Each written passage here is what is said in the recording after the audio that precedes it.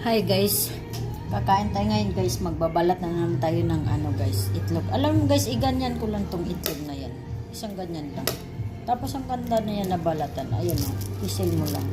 Wala na talaga, walang maiiwanan na Diba minsan, ang hirap magbalat. Ito guys, iganyan mo lang. Oh, ayan.